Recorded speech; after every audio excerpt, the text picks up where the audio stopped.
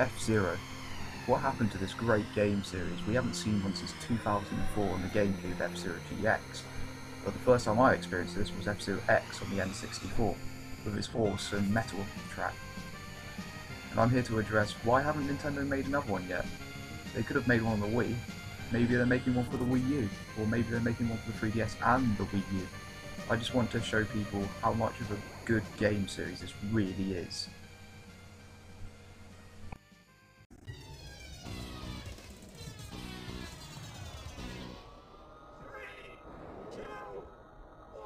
As I said, I played F-Zero X the first time round, and I don't usually like racing games. I prefer my platformers, adventure games, or what have you, like Zelda and whatnot. But this was different. It was so futuristic and unrealistic that I could like it and love it, like taking out other cars, like blowing them up and spinning them around. And I just love this series. This one is the best one in my opinion. I like the GameCube one, but it just didn't have that charm of its metal soundtrack from F-Zero X. The greatest thing about F-Zero X, it had so many unique characters and pilots for the series. Hell, you even had Fox McCloud's father, James McCloud. There's even a backstory how he turned his R-Wing into an F-Zero racing machine. You just don't get that many unique characters in racing games that take themselves less seriously these days. But I think it deserves a comeback, this game. And now to move on to the GameCube version.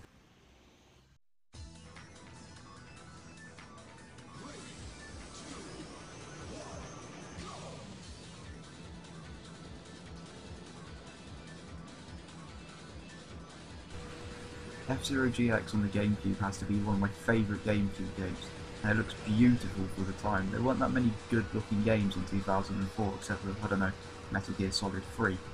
But the most unique thing about this version, you could create your own racer. The only gripe with that part, that you couldn't make your own pilot, which would have made it more unique and better.